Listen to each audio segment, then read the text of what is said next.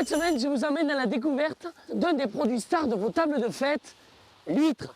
Et j'en ai une un peu spéciale à vous faire découvrir. Suivez-moi. Cyril se trouve à Marseillan sur les berges de l'étang de Thau où l'on produit 10% des huîtres françaises. Très peu caloriques, riches en vitamines et minéraux, l'huître est l'invité d'honneur des fêtes de fin d'année. Aujourd'hui, Cyril va découvrir une huître de Méditerranée très réputée, l'huître rose spéciale. Bien charnue, à la fois croquante et moelleuse, douce et iodée, elle est reconnaissable entre toutes grâce à sa coquille au reflet rosé.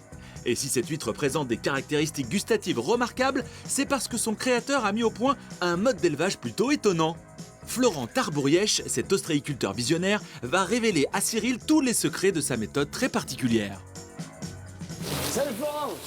Oh Cyril! Qu'est-ce que tu fais? Eh ben écoute, on fait un peu le maçon, tu vois. Toi tu fais la pâte, moi je fais le ciment.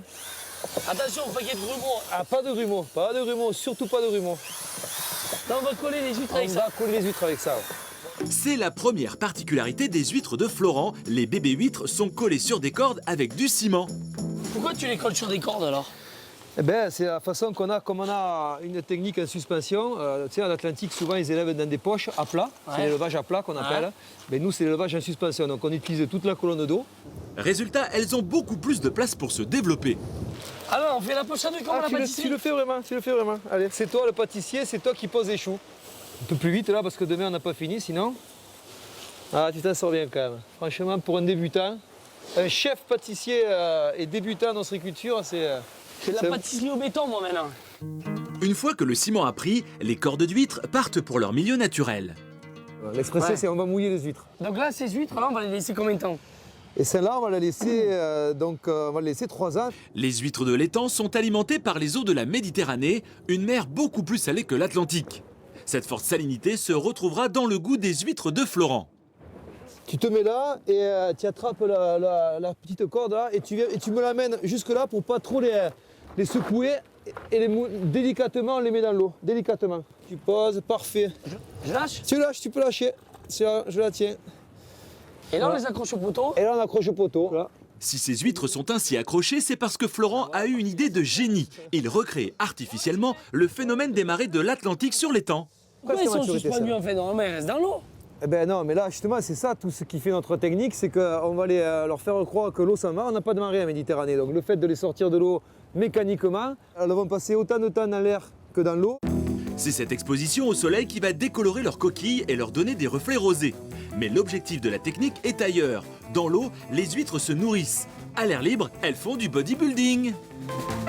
Quand tu les plonges et que tu les ressors, finalement, la marée, ça leur donne ce muscle qu'on va trouver à l'intérieur. Ouais, automatiquement, le fait de se retrouver comme ça suspendu la tête en bas, elles vont, pour garder leur eau et pour vivre, elles vont forcer vraiment pour être vachement étanches. Quoi. Donc le muscle va se développer et on a un muscle beaucoup plus gros, donc plus sucré. Pour Cyril, qui n'est pas très fan des huîtres, c'est le moment redouté, la dégustation. Ouh, ça, c'est beau. Tu crois que je peux manger ça? Ah, c'est toi qui vois. Hein.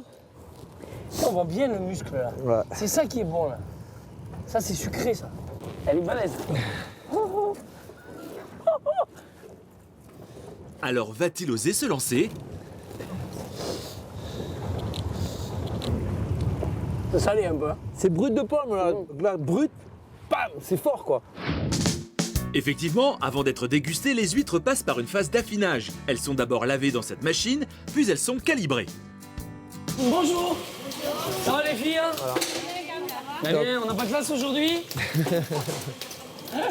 Donc là, l'idée, c'est une fois qu'elles sont plus ou moins lavées, pré-lavées, c'est Elle les trie? de les trier. Donc quand il y en a encore qui sont accrochés 2 par 2, on les défait. C'est le détrocage. Quand il y a une algue un peu dure à enlever, on la racle avec le couteau. Et après, l'idée, c'est de dire les petites, les moyennes, les grosses, de faire un premier calibrage. Donc les numéros, ça correspond à quoi?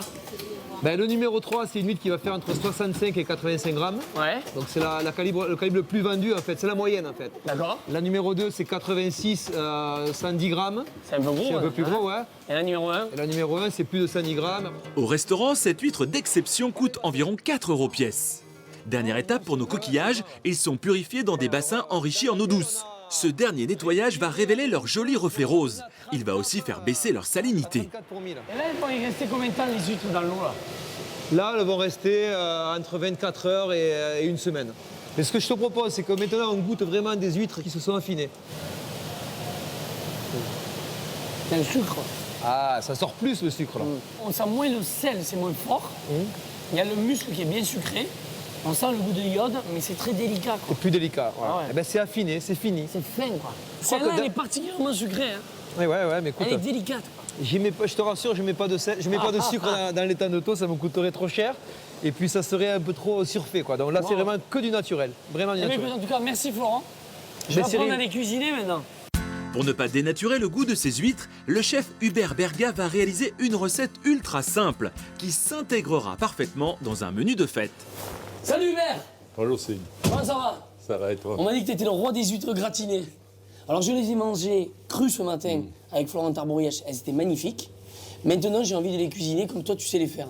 Allez, On m'a oui. dit avec un beurre d'agrumes, je crois, non? On y va. En avant. Pour les cuire, Hubert va déposer ses huîtres sur un lit d'endive.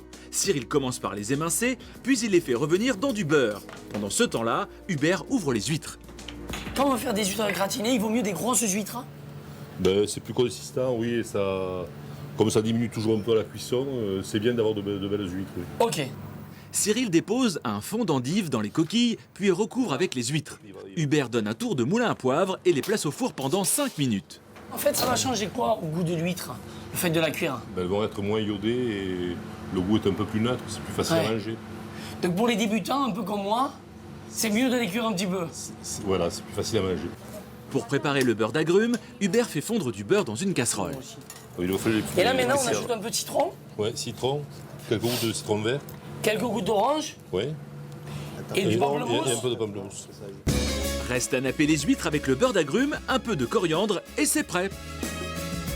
Oui, c'est- Mais je suis étonné parce que d'habitude, quand on mange des huîtres chaudes, souvent on perd le goût de l'huître. Non, Et là, il y a l'eau de l'huître, on sent le côté encore un peu iodé. Cette huître bien parfumée avec ce muscle un peu sucré, là, c'est très très bon. ben, c'est une huître qui a du goût, donc Ouais. ça reste.